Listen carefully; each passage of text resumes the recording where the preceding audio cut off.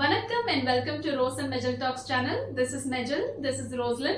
நம்ம இன்னைக்கு வந்து பாத்தீங்க அப்படின்னா ஜூனியர் என்டிஆர் உடைய மிகப்பெரிய பட்ஜெட் படமான கொரட்டாலா சிவா எடுக்கிற தேவாரா படத்தோடைய கிளிம்ஸ் தான் பார்க்க போறோம். கிளிம்ஸ் முதல்ல பார்க்கலாமா? வாங்க பார்க்கலாம்.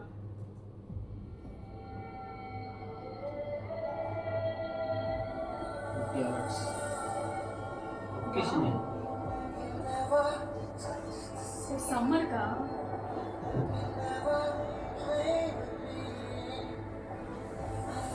any voice wow the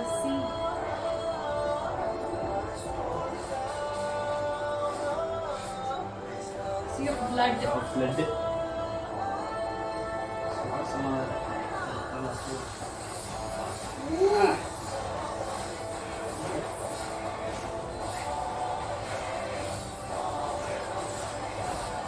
இந்த blood அந்த மூணு கம்ப்ளீட் பண்ணுது தேவாரா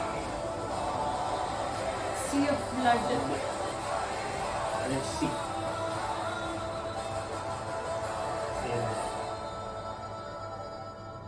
எல்லா லாங்குவேஜ்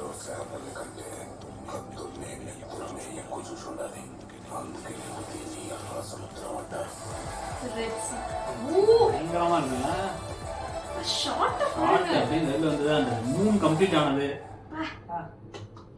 மேன் ஆஃப் மாசஸ் யான பெரிய பட்ஜெட் படம் அப்படிங்கறது பார்க்கும் போதே தெரியுது. அந்த லொகேஷன், அந்த ஆம்பியன்ஸ், அதுக்கப்புறம் வந்து அந்த ஒரு லைட்டிங்கே வந்து பயங்கரமா இருந்துச்சு. அந்த சினிமாட்டோகிராஃபி, அந்த விஎஃப்எக்ஸும் ஆமா. அண்ட் ஜூனியர் என்டிஆர் வந்து மேன் ஆஃப் மாசஸ்ன்னு சொன்ன மாதிரி என்ன மாஸா இருந்தது. அவரோட என்ட்ரில இருந்து, அவரோட ஃபைட்ல இருந்து, அவரோட ஆக்ஷன்ல இருந்து, ஜஸ்ட் ஒரு லுக் அது எவ்வளவு மாஸா இருக்கு. இந்த பட்ஜெட்டுக்கு என்ன தாங்கணும்ல, 300 கோடி ரூபாய் பட்ஜெட் இந்த படத்துல 300 crores பட்ஜெட்டை தாங்குற அளவுக்கு ஒரு கேரக்டர் அப்படிங்கும்போது அது வந்து கரெக்டா இருக்கு. பிளஸ் அதுக்கு அனிருத்தோட மியூசிக் ஒரு பக்கம், அவருடைய வோக்கல்ஸ் ஒரு பக்கம். இது இல்லாம படத்துல வந்து பாத்தீங்க அப்படின்னா வந்து ஜான்வி கபூர் இருக்காங்க, சைஃப் அலி கான் தான் வில்லனா வேற பண்ண போறாரு. பெரிய ஒரு மேக்னம் ஆப்பஸா தான் படம் இருக்க போகுது. ஆமா, ஜான்வி கபூர் ஒரு இன்டர்வியூல கூட சொல்லிட்டு இருந்தாங்க, இதுதான் என்னோட ஒரு நெக்ஸ்ட் பிளாக் பஸ்டரா இருக்க போகுது. பார்த்தாலே நமக்கு தெரியுது. அதுக்கான எல்லா விஷுவல்ஸ் எல்லாம் செமையா இருக்கு. நல்ல ஸ்டோரி லைன் மட்டும் அமைஞ்சிருச்சுன்னா பயங்கரமா இருக்க போகுது. கொரட்டாலா சிவா என்ன பண்ண போறாரு அப்படிங்கறது இந்த ஏப்ரல்ல நம்ம பார்க்க போறோம்.